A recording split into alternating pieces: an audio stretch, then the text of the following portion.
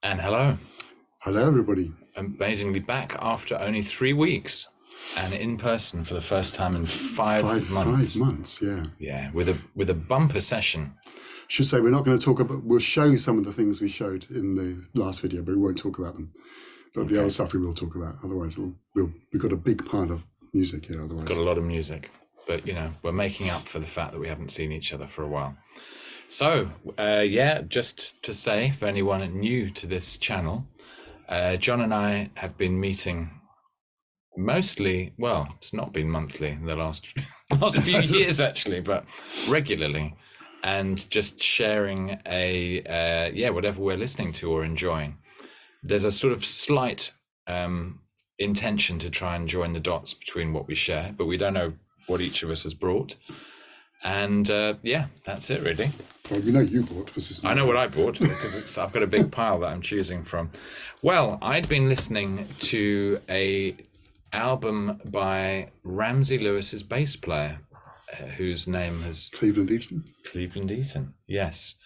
And I noticed that on the album I was listening to, he covered a track by Manassas. In fact, the track called The Love Gangster. And so I was listening to The Love Gangster yesterday morning, written by Stephen Stills and Bill Wyman.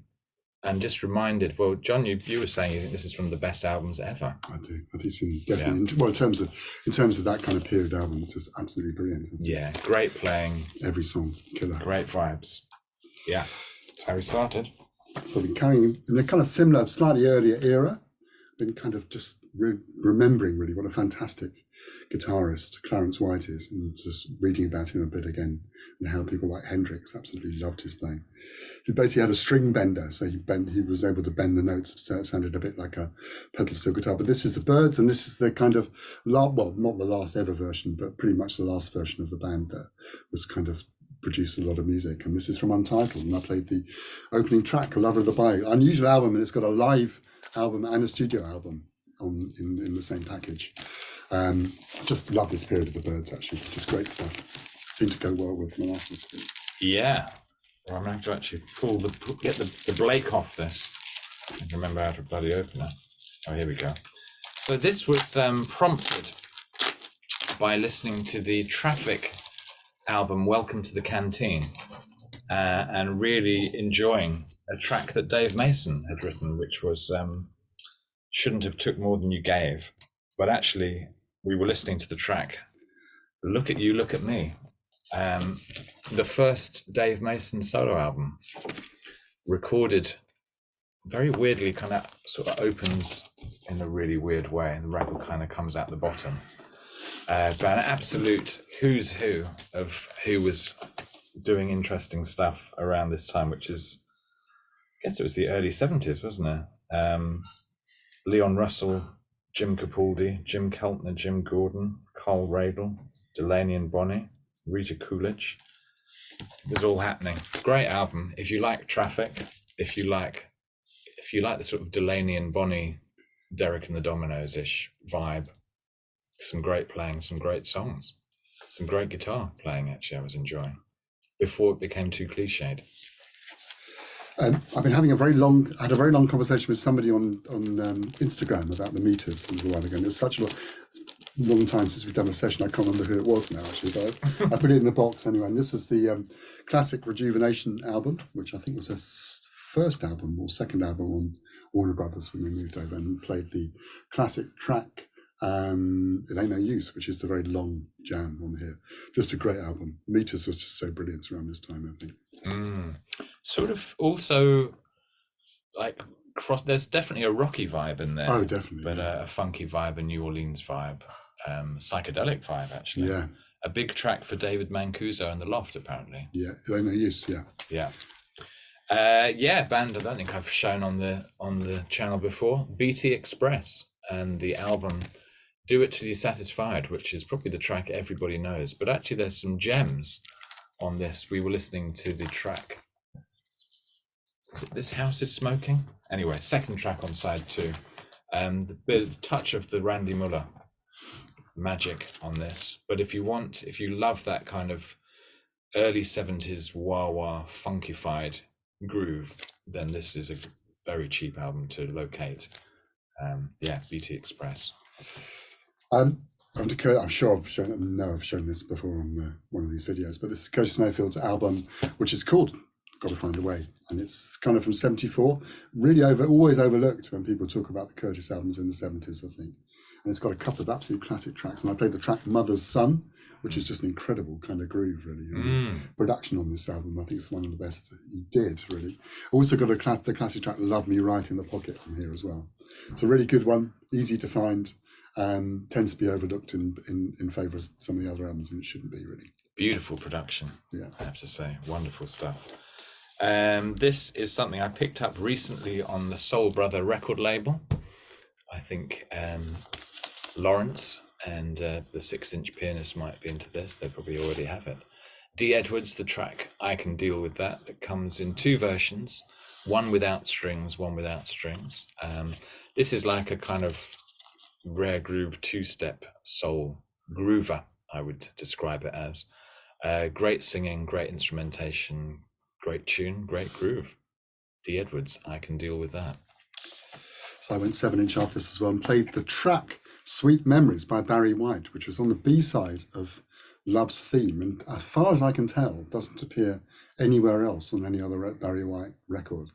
It's on a couple of compilations, I think, but it's just it's kind of really typically moody Barry White intro, kind of one of the few 7-inches I got with a court anglais on it, I think, as well. Really boat build, and then it stops. It leaves you hanging in the air, but it's a fantastic kind of groove. Yeah. And it's on the B-side of Love's Theme, so it's easy to find. Which I think Love's Theme was almost his first ever single, I think. So people often describe music all being about tension and resolution, and that track was all about tension. Yeah. The resolution was that the record ended. Absolutely. It's great. Really. And I heard it on some public radio. I always spend if I can't sleep at night, I skip around public radio in America. Somebody played it there, and I thought, this is great. I'm going to hear that again. Sad to report the passing of Rudolph Isley. There he is. One of the last remaining Isley brothers. I think there's only Ernie and Ronnie left now. And as you know, anybody who watches this channel, we're great fans of all of the Isley brothers recordings, really, and listened to a wonderful version of Todd Rundgren's "Hello, It's Me" with a beautiful coda where all of the brothers' vocals really come out very, very sweetly. Lovely stuff.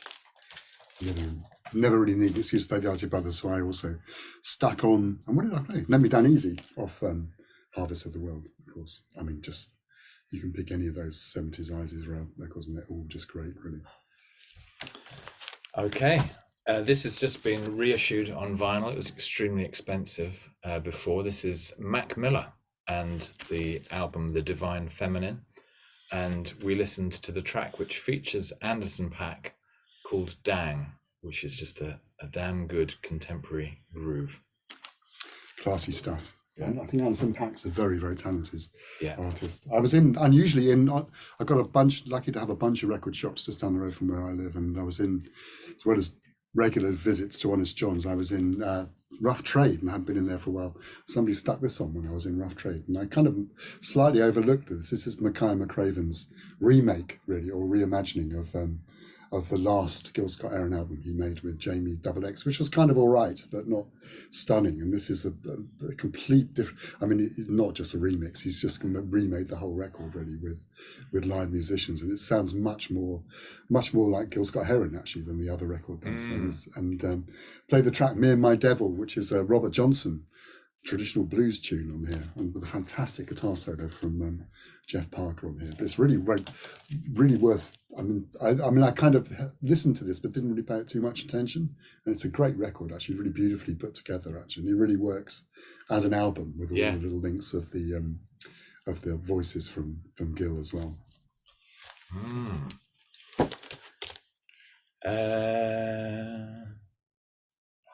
Oh, this is Castor Overall. This is, what a great cover. This is the track Animals. Castor Overall, also an interesting contemporary drummer.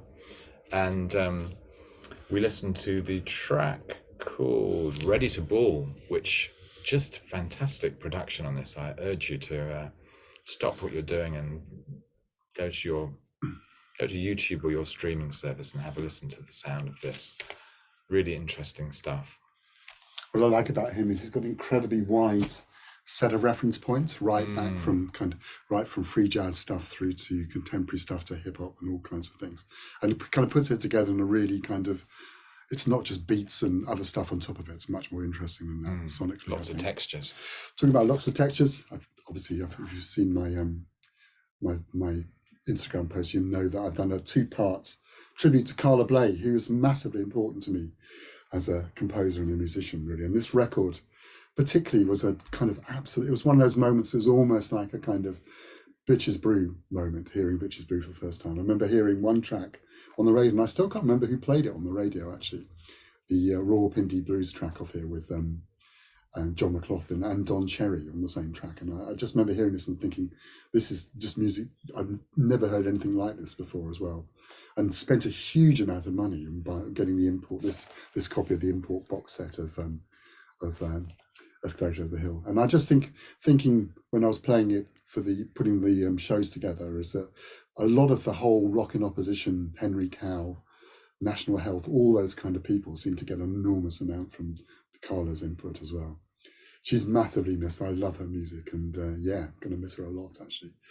And condolences particularly to Cease Swallow and Karen Mantler, really, as well, who must be devastated, I should think, by her passing. Well, I think really probably it was John who turned me on to Carla Bley, and I'm very glad he did. And I'm still digging around. There's so much great music, but I not somebody who really, I think, got the recognition that they deserved while they were alive, sadly. But such an innovator. I played a track from this album, which is Carla Bley live with the big band. And one of those tracks we listened to, Still in the Room, which starts off with this beautiful Steve Swallow, well, you can't tell whether it's a bass solo or a bass melody that she wrote for him, but she was always writing for the players in her band and always giving amazing space for some serious horn soloing to take place, which is exactly what happens later on this track. So if you don't know Carla Bley, you have got a treasure trove to explore, and the music lives on. There's some great drumming from D Sharp on that as well, who she says she didn't know who he was and she just liked his name, so she put him in the band. But he actually comes from, I'm not sure whether she's quite a wind-up artist, I think, Carla Bley. So, but he's a rock drummer and it just suits the music perfectly, actually. So from one generation to the new generation, really, and somebody who I think is a massive talent of all the reasonably new saxophone players around is Melissa Aldana from Chile, who's an absolutely wonderful musician, I think. Beautiful tone, absolutely wonderful control of her instrument. And I think she in a way, she's not as kind of obviously kind of commercial, I guess, as some of the other players around on Blue Note. But this is a great record called 12 Stars, which came out last year, and I've been playing it a lot, actually. That's one of my most played records at the moment. Great cover. I think she's a really terrific artist as well. And the cover actually is pretty much the story of the record as well, actually. There's quite a lot of references to the characters in the cover as well. Yeah, really, really worth checking out, actually. Tends to get lost in the crowd a little bit, I think. Shouldn't be. We went back in time to the Strata East record label, and the Heath Brothers, definitely a VC favourite, this album. And yet another version of the Stanley Cowell penned track called May Moon. Every version that I've ever heard sounds fantastic. Yeah. Some great drumming from Albert Heath on this. Tutti.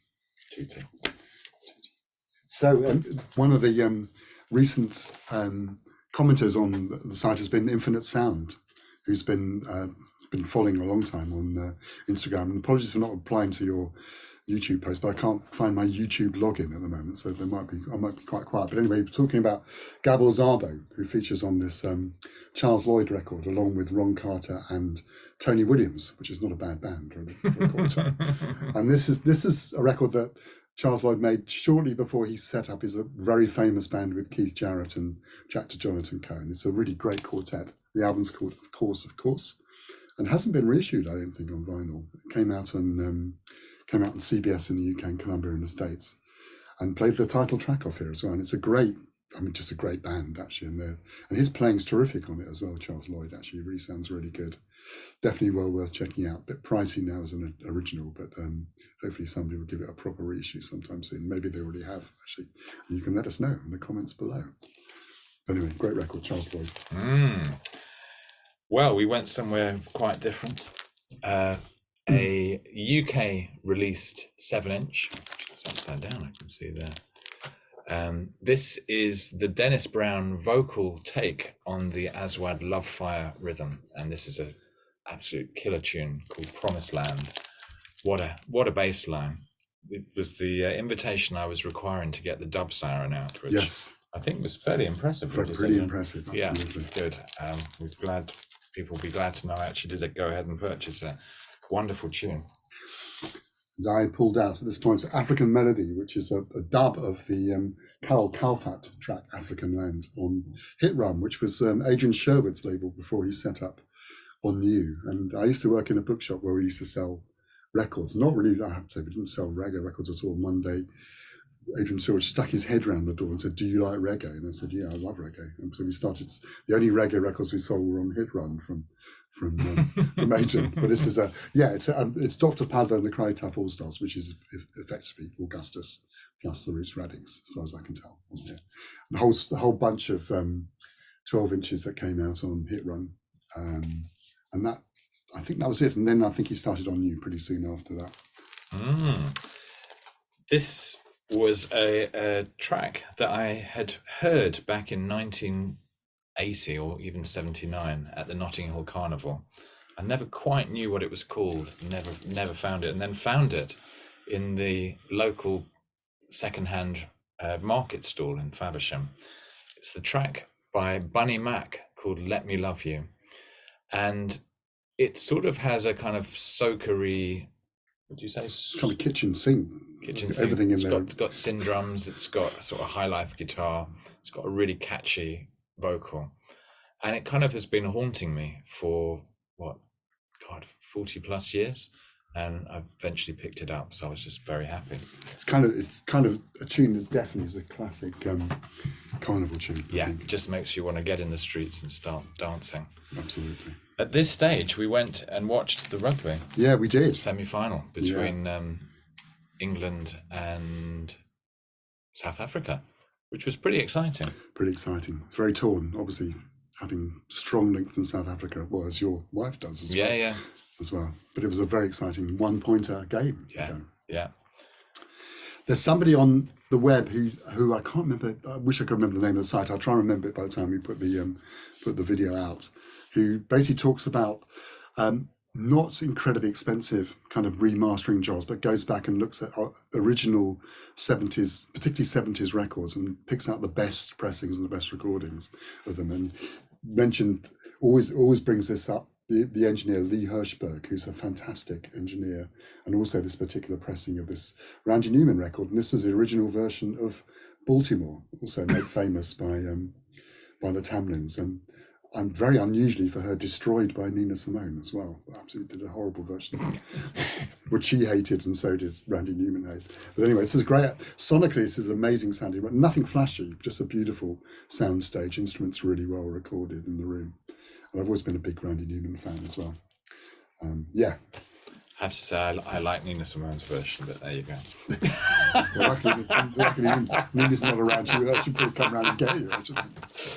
She tried to get it stopped. This is another beautifully recorded and engineered album. Very unexciting to look at. Not much better on the other side. This is a record I picked up when I was on holiday and went to Bridport in the southwest.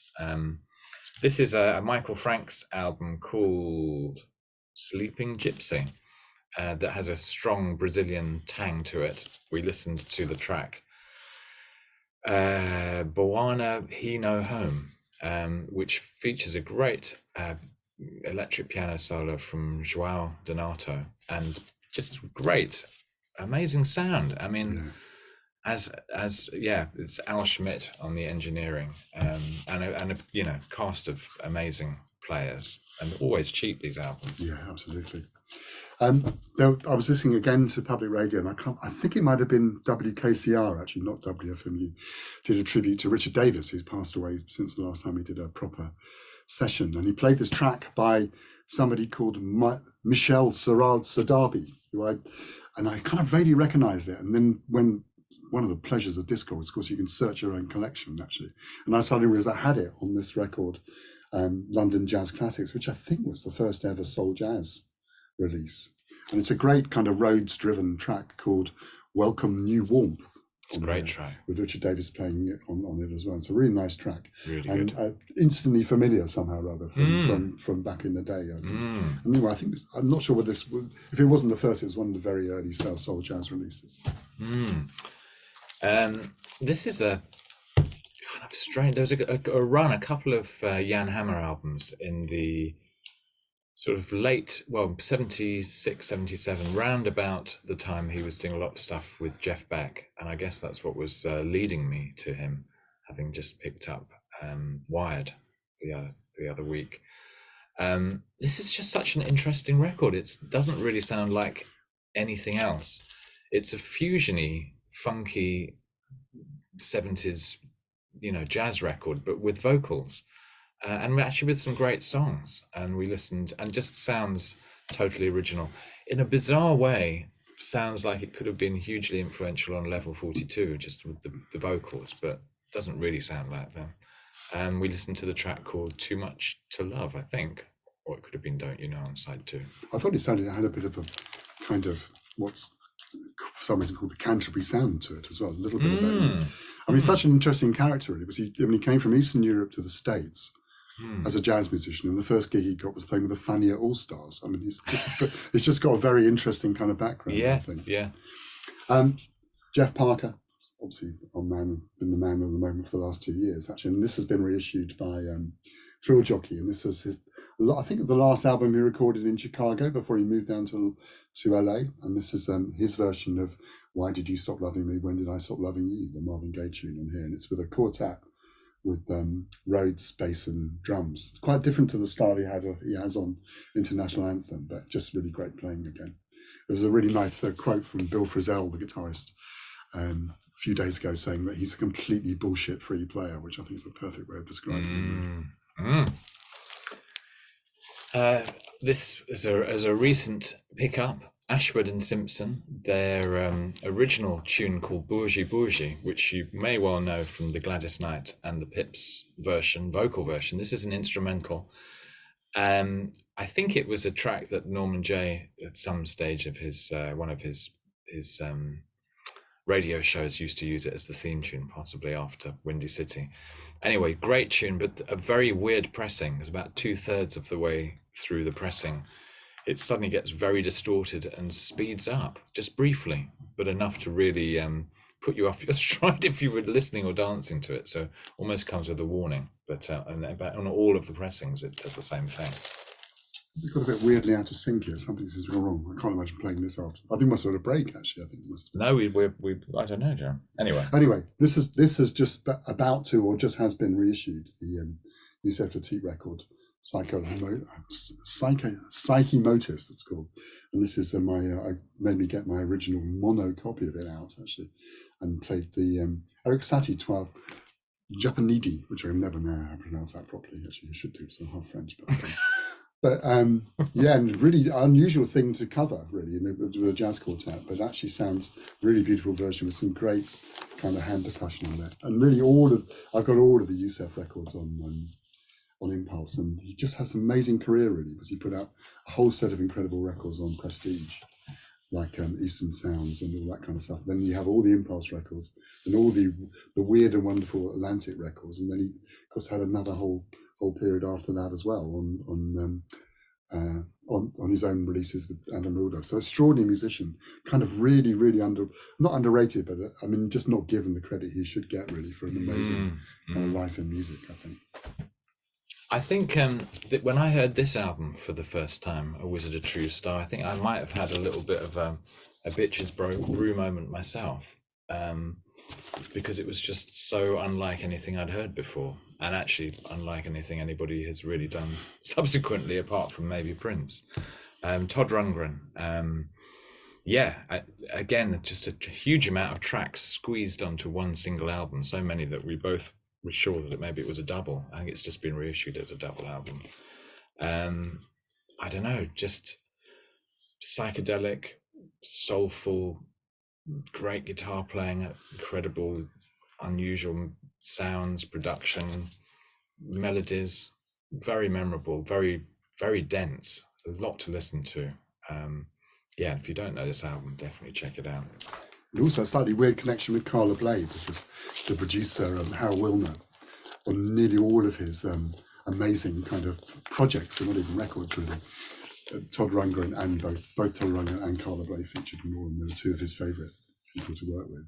And we listened to the track Zen Archer, yeah, which has some amazing archery sounds towards the end of the track. Then went CD, and for some reason I've never played Bruce Hornsby in the session. You know, a friend of mine who's based in the west coast of America went to was visiting the west coast of America, went to see him a few days ago and said it was one of the best things she'd ever seen in her life. She doesn't usually get that kind of effusive about music. And this is from the album Country Doctor, and it's the classic, and it's the album, sorry, not Country Doctor, Hot House, and it's the track Country Doctor, which has got an incredible guitar solo from Pat Metheny, some fantastic backing vocals from Shaka Khan, and some great bass playing on there as well, actually.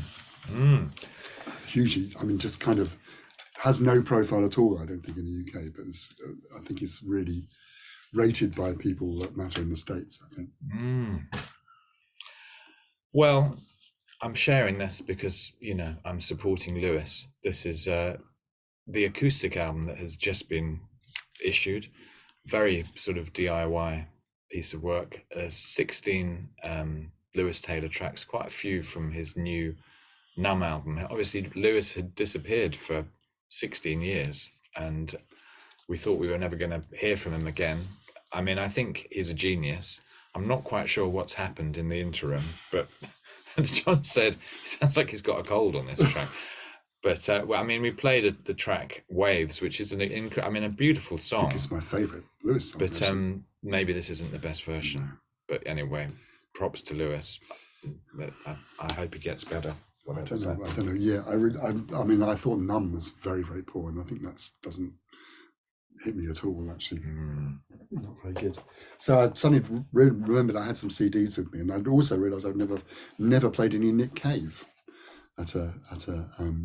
we've been talking about Nick Cave for some interviews he's done recently, actually. I think I played Ghosteen. Oh, you might have played Ghosteen, yeah. But anyway, I've got suddenly realised I have this huge pile of Nick Cave albums, and I've never played any in one of our sessions. So I can't remember what I played, actually, after saying that. I played Carry Me from the Lyre of Orpheus album. Sounded fantastic. It's great, actually. Yeah, I must admit I prefer him more in his ballad style. I found all his kind of rocky posing a bit boring, actually, and a bit stupid, and I think he does now as well. So that's a bit of a relief.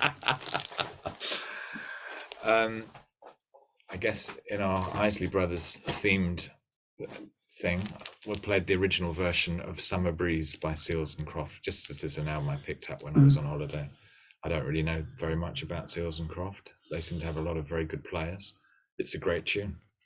It's a great tune. The production's kind of quite. Well, there was another kind of style of 70s production that I can't remember. The drummer was interviewed saying that I thought I played my drums great, but it ended up sounding like a typewriter. It sound a bit like that.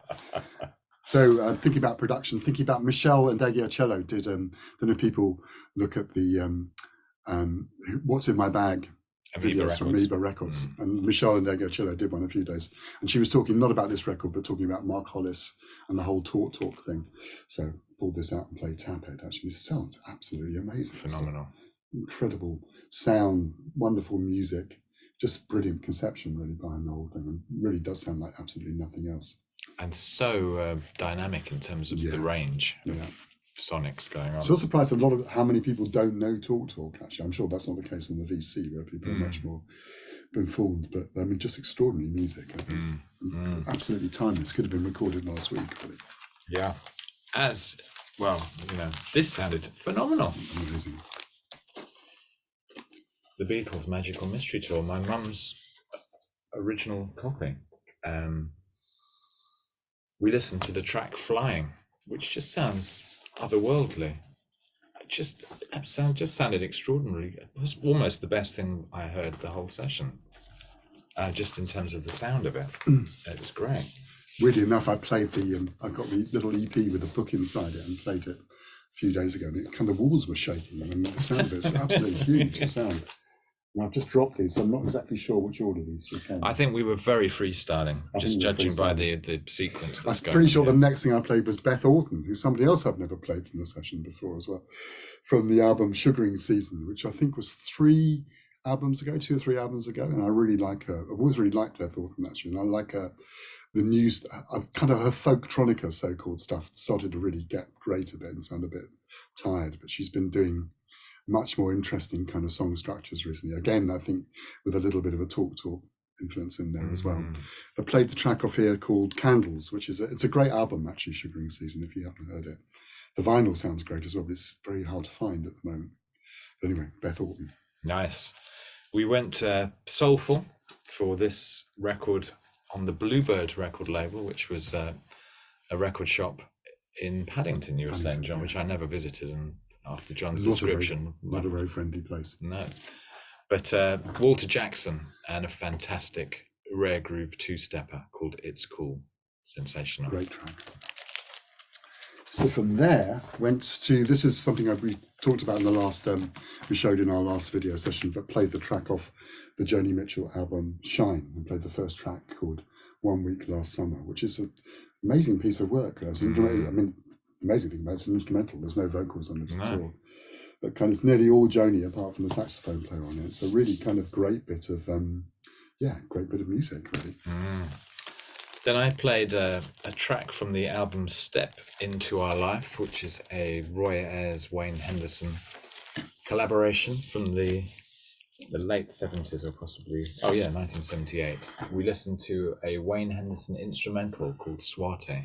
Just had some fantastic drumming on it. Just a short track, ends side 2, but worth tuning into, as is the track For Real. Is another great tune. And my last track was from Sam Amidon, who we have played before in a session as well. And this is from his, I think, 3rd or 4th album, and played the track off here called Short Life, and rather showing how kind of what happens to you when you start getting old and forgetting things. So I had bought a ticket to go and see him earlier last week, and got so involved with writing something that by the time I looked at the clock, the gig was actually over. I missed it, so it's really stupid. But anyway, Sam Amidon, great artist, and don't let me buy you a ticket to go and see an event without checking on me first. So we've got tickets to go and see Bill Frisell and Sam Gendel. Yeah. And I suspect we will report back on both those gigs next time we see you. Yeah. As ever, keep connecting. Very dark times. Very dark times. But we're still here. The music's still there. Use it. Yeah. And we'll see you next time. Lots of love to everybody. Yeah.